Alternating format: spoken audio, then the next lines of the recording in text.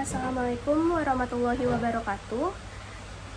Perkenalkan, nama saya Emira Nurul Qombi, mahasiswi Fakultas Hukum Universitas Nasional dengan NPM 203300416087. Di sini saya akan mempresentasikan tentang pendekatan hukum perdata internasional dalam penyelesaian sengketa kontrak komersial internasional berbahasa asing untuk memenuhi tugas 2 sebelum UAS Hukum Perdata Internasional dengan dosen pengempu Pak Ogian Davis Juanda. Baik, masuk pada pendahuluan.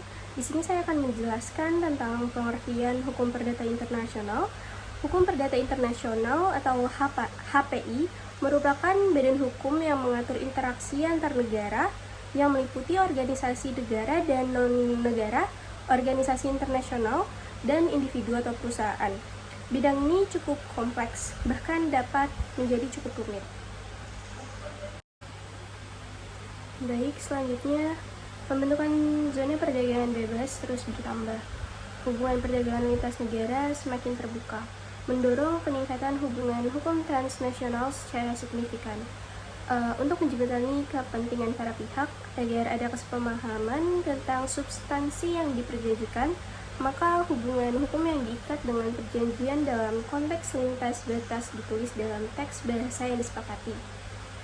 Di lain sisi, terdapat kepentingan nasional yang juga perlu mendapat perlindungan. Bahasa nasional adalah salah satunya.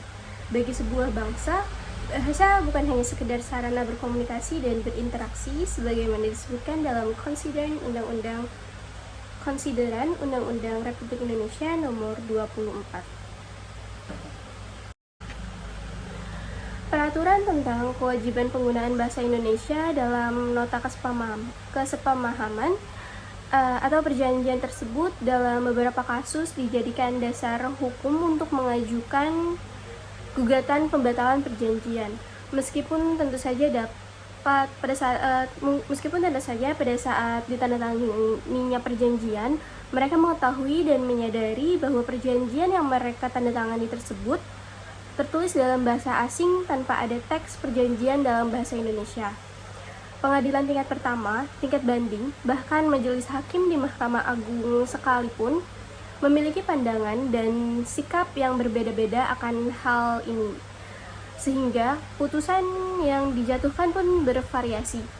Inti perbedaan pendapat adalah tentang apakah kewajiban penggunaan bahasa Indonesia dalam perjanjian adalah bersifat imperatif karena diatur demikian dalam undang-undang, ataukah bersifat voluntary karena tidak ditentukan adanya sanksi atas pelanggaran kewajiban tersebut.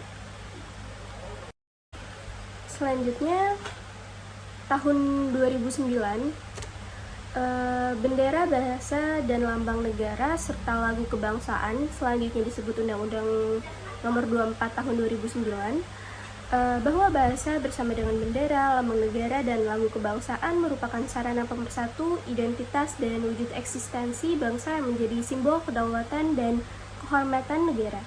Bahasa juga merupakan manifestasi kebudayaan yang berakar pada sejarah perjuangan bangsa, kesatuan dalam keragaman budaya, dan kesamaan dalam mewujudkan cita-cita bangsa dan negara.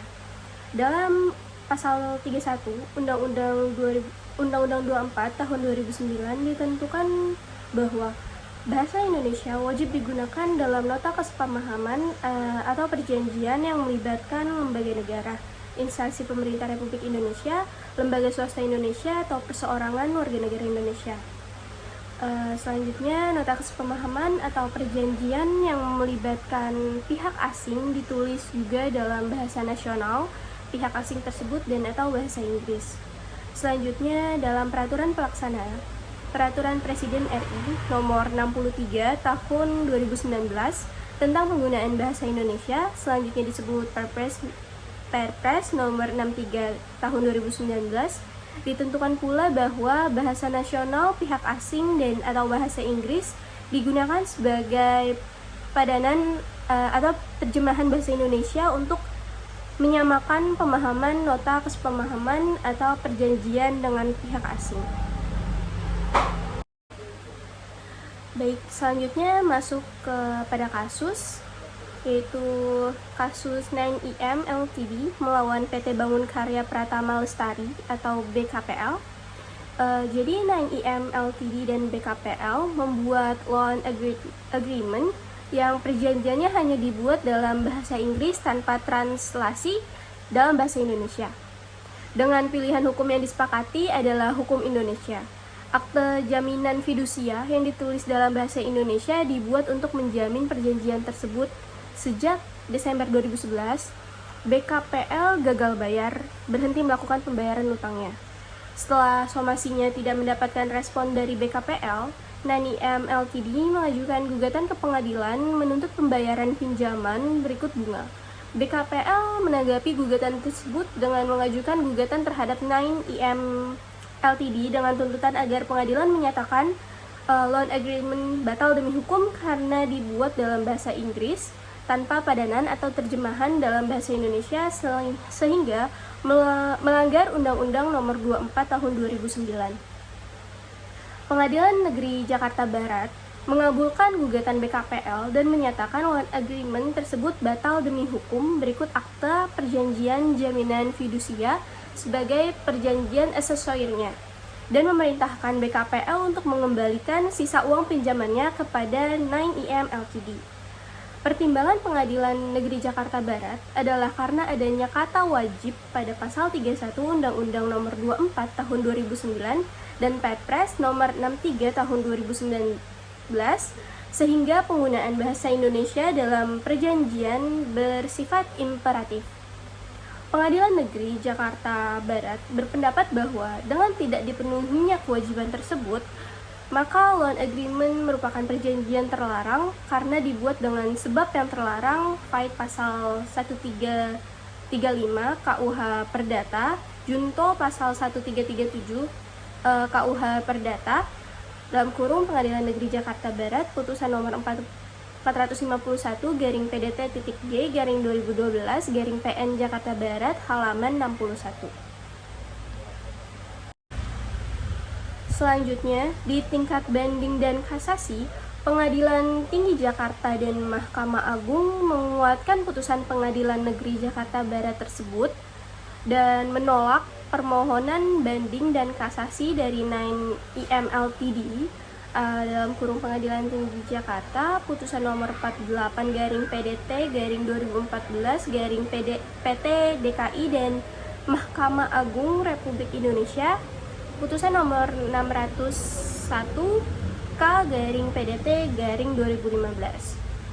Dalam putusan kasasi, Hakim Agung Sudrajat Dimyati SH.MH menyatakan pendapat berbeda atau dissenting opinion. Hakim Agung Sudrajat Dimyati berpendapat bahwa judex facti keliru karena kausa yang halal merupakan syarat objektif dari perjanjian yang pada hakikatnya adalah isi atau materi dari perjanjian itu sendiri tidak boleh bertentangan dengan undang-undang, kesusilaan, dan ketertiban umum. Jadi, kausa yang halal bukan mengenai formalitas atau bentuk suatu perjanjian, melainkan materi atau isinya. Dalam pendapat berbeda tersebut, juga menyatakan bahwa judex facti tidak mempertimbangkan asas keadilan karena 9IM Ltd tidak mendapat keuntungan dari uang yang dipinjamkan, sementara BKPL mendapat untung dari jasa sewa truk yang dikuasainya.